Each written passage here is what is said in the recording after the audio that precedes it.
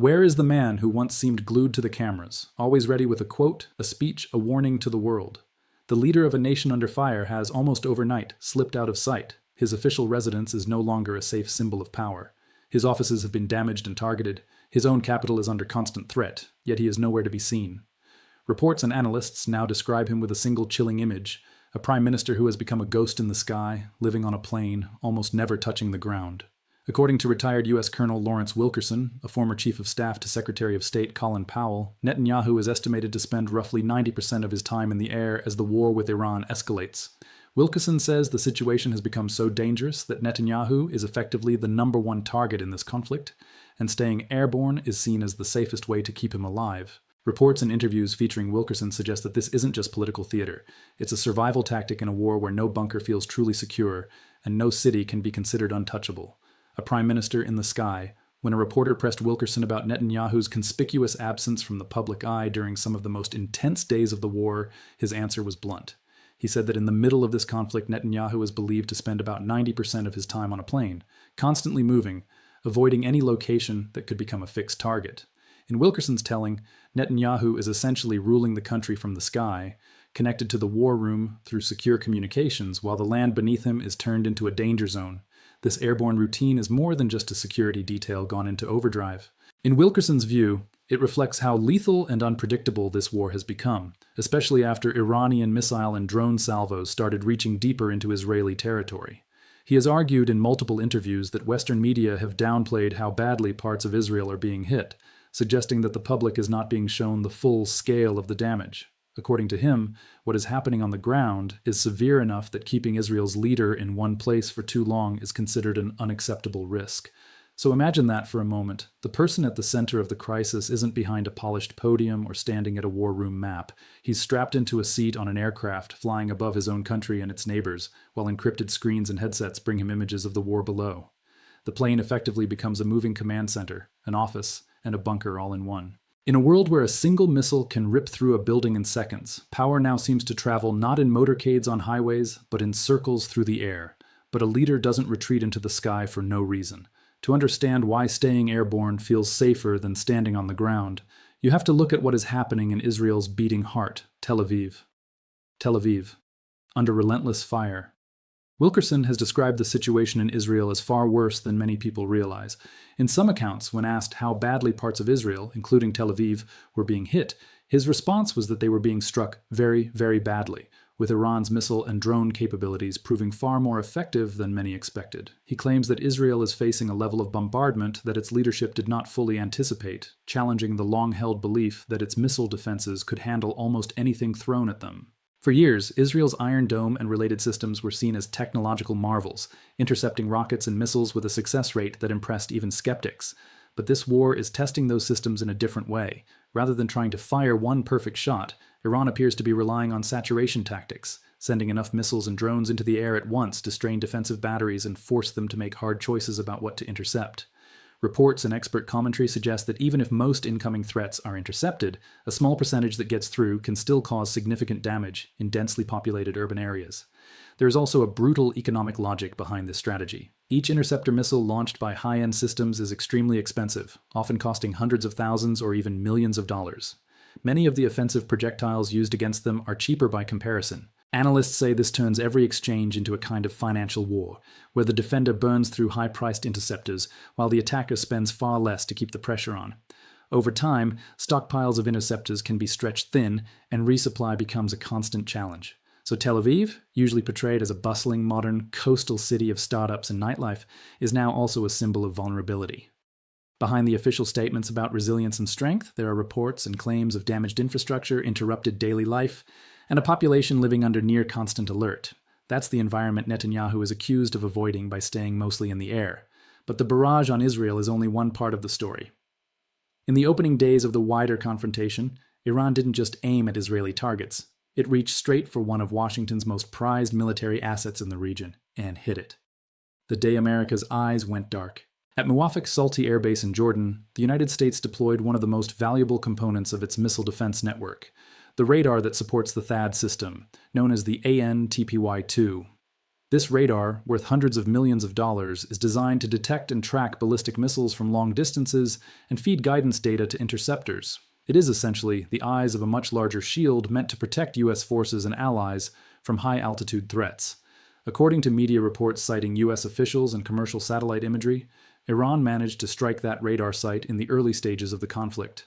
Images analyzed by outlets and defense experts show craters and burn patterns around multiple trailers associated with the radar system, with assessments suggesting that the equipment was destroyed or severely damaged. One analysis indicated that it may have taken several attempts to land the hit, but the end result was the same. A key radar, valued at around $300 million, was effectively wiped out. This wasn't just a symbolic victory. With that radar knocked out, US and allied forces in the area lose a major piece of their early warning and tracking capability. The burden of detecting and intercepting ballistic threats shifts more heavily onto other systems, like Patriot batteries, whose interceptor missiles are already in high demand in multiple regions. Reports describe officials now grappling with how to redistribute limited assets and how to reassure partners that the shield around them hasn't been permanently pierced.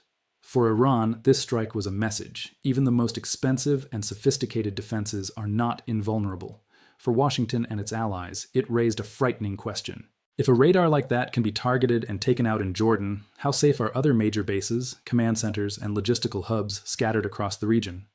The destruction of a radar trailer may seem technical and remote, but in practice, it forces commanders and political leaders to rethink where they are safe, where they can fly, and how close they dare to get to the front lines.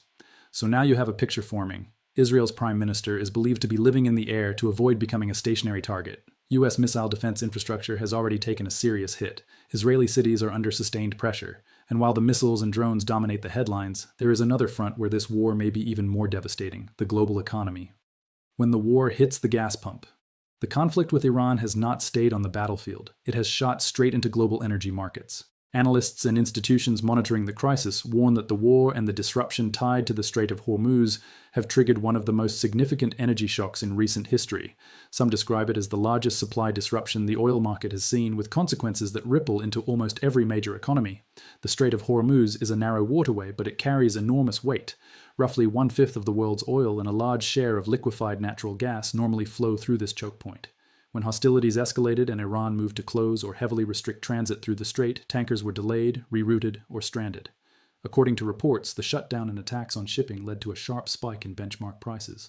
Brent crude surged past $120 per barrel at one stage, and earlier in the crisis, prices had already jumped more than 40% from their pre-war levels. International agencies and major banks say the impact goes far beyond numbers on a trading screen.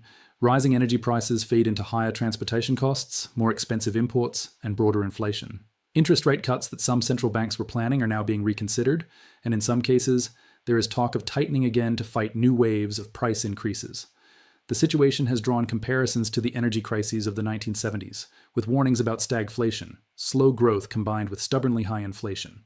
For ordinary people, this shows up in simple, painful ways. Fuel becomes more expensive. Heating and electricity bills rise. Goods that are shipped over long distances cost more by the time they reach store shelves. Families that were already struggling with post-pandemic inflation now face another shock. Businesses operating on thin margins see their costs jump overnight. In effect, a missile fired in the Gulf can raise grocery and commuting costs thousands of miles away. Energy exporting states around the Gulf are also feeling the strain in ways that go beyond short-term price gains. Many of them rely on the steady flow of exports through Hormuz, not just for revenue, but for imports of food and essential goods. With transit disrupted, their economic models, built on predictable exports and imports, are suddenly under immense pressure. Analysts warn that the war is causing what they describe as a systemic shock to the Gulf economic structure, forcing governments to scramble for alternative routes and emergency plans. So the war that began with missiles and drones is now baked into the cost of filling a tank, shipping a container, or paying an energy bill. The battlefield doesn't look like trenches or city blocks for most people. It looks like a receipt, a region pulled into the fire. While Israel and Iran sit at the center of this confrontation, the shockwaves are pulling more and more actors into the ring. Armed groups aligned with Iran across the region have been launching attacks, including rocket fire from the north, believed to be from Hezbollah or similar organizations. These strikes add another layer of pressure on Israel's borders, forcing it to divide attention, resources, and air defenses across multiple fronts. US partners in the Gulf, such as Jordan and Saudi Arabia, have already seen their territory become part of the war map, Bases on their soil host US systems like THAAD and Patriot batteries, and those very systems have now been attacked. The strike on the radar in Jordan is one example. Reports also describe Iranian attacks on a base in Saudi Arabia that houses another AN/TPY-2 radar and related equipment. This means that countries that tried to balance economic ties with security guarantees now find themselves in the crosshairs. In financial hubs like Dubai and other Gulf cities, the war isn't just a distant headline. Markets there respond violently to every new escalation. Stock exchanges, shipping firms, and investors watch Hormuz and new missile launches with almost obsessive attention. When US assets are hit, or when Iran signals new threats, it isn't only Washington or Tel Aviv that feels the jolt. Business communities in the Gulf, in Asia, and in Europe all react, with money shifting rapidly in and out of sectors tied to energy, defense, and shipping. This is how a regional conflict quietly transforms into something larger. Each new strike drags more countries, more companies, and more ordinary people into its orbit. The map of the war is not just a line between Israel and Iran. It is a web stretching through Lebanon, Jordan, Saudi Arabia, the broader Gulf, and the global financial system. And somewhere behind that web, there is another player whose moves are making Western capitals uneasy: Russia. The shadow of Moscow reports and commentary around the war increasingly point to deepening cooperation between Russia and Iran. Over the last few years, Moscow and Tehran have already worked together on military technology and drone supplies. Now, analysts and officials suggest that Russia may be sharing intelligence, satellite imagery, and strategic advice that could help Iran refine its strikes on US and allied targets. While many of these claims are difficult to verify in real time, they appear frequently enough in discussions to alarm policymakers. High-level phone calls between Russia's leadership and Iran's have been reported during this crisis, sometimes followed by statements emphasizing strategic cooperation and resistance to Western pressure. Observers worry that what began as tactical coordination, like drones for use in other conflicts, may now be evolving into a more direct wartime partnership in the Middle East itself. Some experts frame it as part of a broader effort by Russia to weaken US influence and stretch American resources thinner across multiple regions. This introduces a terrifying dimension. Russia is a nuclear-armed power with advanced space and cyber capabilities. Iran brings regional networks, missile forces, and the ability to disrupt global oil flows. Together, even without a formal treaty, they represent a combination that could make this war not only longer, but more unpredictable. The fear in Western capitals isn't just that Iran will keep launching missiles. It's that those missiles will be guided by better intelligence, better planning, and better technology than before. None of this means that a formal Russia-Iran alliance has been declared. Much of it is still framed as reports, rumors, and analysts' assessments. But in geopolitics, perception matters almost as much as facts on the ground. If US and European leaders believe Russia is playing a deeper role in Iran's war strategy, their own decisions about aid, escalation, and red lines will change. And the more they react, the more Moscow and Tehran may feel encouraged to push further. So while the world's attention is locked on missiles and oil prices, another strategic game is taking shape in the background, one in which satellite images and quiet phone calls might be just as important as tanks and jets. Rumors in Tehran, secrets in the shadows. If Israel is being led by a prime minister in the sky, some observers say Iran is being guided by leaders who may at times prefer to remain almost invisible. The war has triggered waves of speculation about Iran's internal politics and succession plans. There have been persistent rumors in political circles and online discussions that Tehran has prepared or even quietly selected a potential new supreme leader or emergency leadership structure, though no such move has been officially confirmed. According to these rumors, the logic is simple and brutal. The more open and identifiable the next leader is, the easier it becomes for adversaries to target him, politically, economically, or physically. By keeping any succession arrangements opaque, Iran denies opponents a clear single head to aim at. Instead, power is portrayed as diffuse, institutional, or hidden behind layers of councils and committees. None of this has been confirmed by Iranian authorities, but the very fact that people believe such a plan might exist speaks volumes about the atmosphere of fear and calculation surrounding this war. In that sense, both sides seem to be embracing shadow tactics. Netanyahu, if Wilkerson's account is accurate, is ruling from a plane that rarely lands for long. Iran's leadership, if the rumors are even partly true, is preparing for succession in secrecy, ready to move quickly and quietly if something happens to its current head of state. The result is a conflict where the people making the biggest decisions are less visible than ever, even as the impacts of those decisions become more and more obvious in everyday life around the globe. The message is unsettling. The more dangerous the world becomes, the more its leaders retreat into hidden rooms, guarded convoys, and airborne offices. They are there but rarely seen. Their signatures appear on orders, but their faces and voices are increasingly replaced by spokespeople, statements, and leaked comments. That brings us back to the central question. Where is Netanyahu? If Wilkerson and other commentators are right, he is in the air, circling above a war he helped shape, trying to stay one step ahead of any missile that might come for him. He is reportedly stepping off the plane only when absolutely necessary, relying on secure military communications and constant movement to stay alive. But maybe that's not the most important question anymore. Maybe the more urgent question is, where does this leave everyone else? On the military level, Israel is facing sustained attacks that challenge its air defenses and stretch its resources.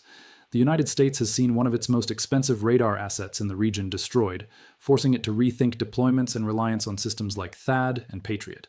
Iran has demonstrated that it can not only hit regional targets, but also rattle the foundations of US and Israeli strategy.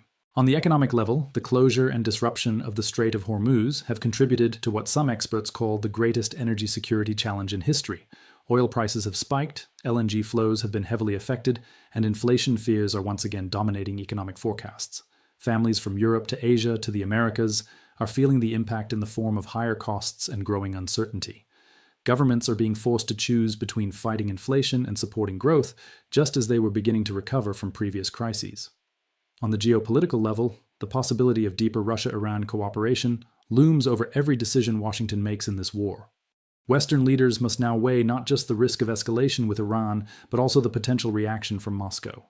In such a tense environment, one miscalculation or misread signal could widen the conflict far beyond what anyone originally imagined. So the world finds itself in a strange and unsettling position. The people with the power to start or stop wars are hiding in planes, bunkers, and fortified compounds. Their moves are tracked through leaks, rumors, and speculative analysis. Meanwhile, everyone else experiences the war not through briefings and strategies, but through prices, shortages, and constant anxiety about what might happen next. The battlefield stretches from the skies over the Middle East to the checkout counter at a supermarket. In the end, Netanyahu's location might be less important than what his situation symbolizes. A leader who once thrived on visibility has vanished into the clouds, his presence reduced to reports of a plane constantly in motion. As missiles fall, radars burn, and tankers queue up outside a closed strait, the rest of the world is left to live with the consequences. The question, where is Netanyahu? Quietly turns into a darker one. If this is what war looks like now, where exactly is any of us